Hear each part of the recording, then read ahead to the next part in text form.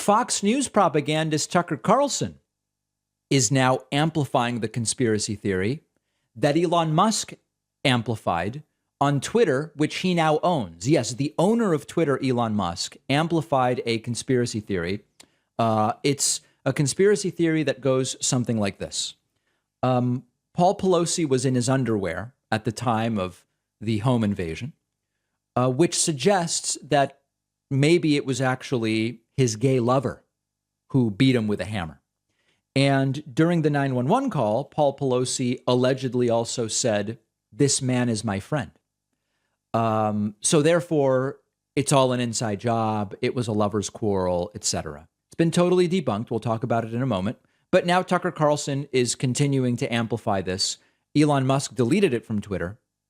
But Tucker Carlson is saying, well, he was pushed into doing that, and there might be something to that story. Times has just come out with a piece that says, and we're quoting, Elon Musk in a tweet shares a link from a site known to publish fake news.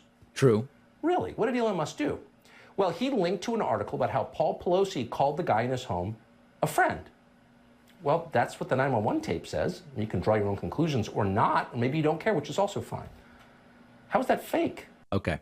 So let's go through this piece by piece. And, you know, the sad thing about this is it's the right wingers who need to have this stuff debunked, not mostly my audience. But I think it's important to arm you with the knowledge about where all of this stuff came from. First of all, it was 2 a.m. Lots of people sleep in their underwear. That's why Paul Pelosi was in his underwear. Okay. Very, very simple. Secondly, there is no evidence that Paul Pelosi actually said, "This is my friend." Number one. So they keep saying the transcript shows Paul Pelosi said, "This is my friend." What they have is the claim that the dispatcher said to police over the phone, he says it's his friend. But then moments later, the dispatcher clarified to police he doesn't know the guy.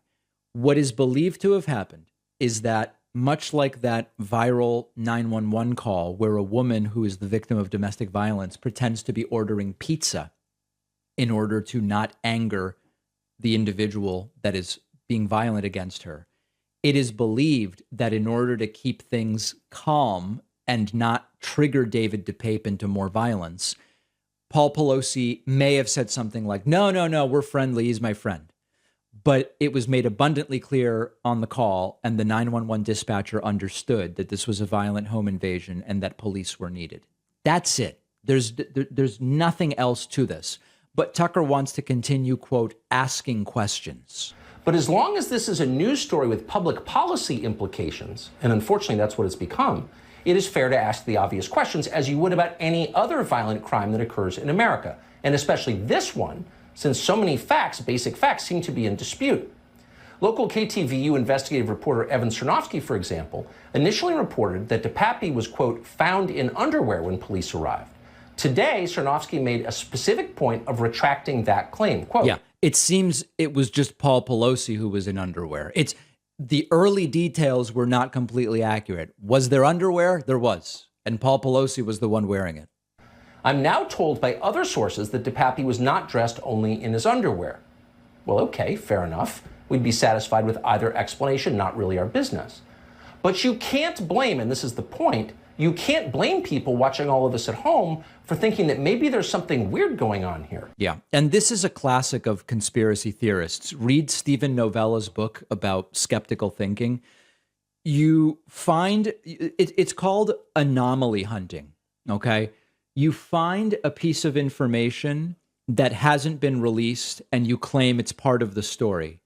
That's part of the story. That piece of information was wrong. So later, when it's clarified that that's not a part of the story, you claim that the change or the inconsistency is a red flag, and there's probably more there. You find some benign or irrelevant detail that sounds strange, and you use that to amplify and say, well, we can't trust any of the story because this one detail doesn't make sense, whether or not it's true. And again, the question you have to ask is not, what are the odds that Paul Pelosi is in his underwear and says, this is my friend, even though it was clearly a signal to the 911. That's the right question. When you ask the question like that, it's like, wow, that doesn't make any sense. Instead, if you ask the question like this, what are the odds that in a situation as traumatic and horrifying as a 2 a.m. home invasion by a violent lunatic with a hammer, the victim says or does something that we from the outside can't immediately explain or understand, if that's even what happened? Then you go, oh, well, that's super likely. It's a crazy situation. I don't know what I would do in such a situation. Then all of a sudden, these anomalies don't really make that much of an impact on you. And of course, they benefit from people not thinking about things in those terms. It was a classic with the JFK assassination conspiracy theories. What are the odds that on a sunny day, you have a guy with a black umbrella just 50 feet away from where Kennedy was shot under suspicious circumstances? That doesn't make sense. The guy with the umbrella must be involved. And of course, we know the umbrella was a political protest. If instead you say, what are the odds that along a parade route with 80,000 people, someone does something weird on the same day JFK is shot? It's like, oh yeah, well, there's 80,000, someone's going to do something weird. All of a sudden, it's not that compelling. And that is exactly the type of skeptical thinking we should apply. The chances that your login credentials have been leaked in a data breach are higher than you might think, but you can actually check. If you go to aura.com/Pacman, you can try Aura for free. Our sponsor, Aura, scans the dark web for your personal information, login credentials, social security number, and sends you alerts. Sign up, and you could be shocked to see how many alerts you get. On Aura, one of our team members found his login credentials in 3 different data breaches. Now, of course, he changed his passwords right away.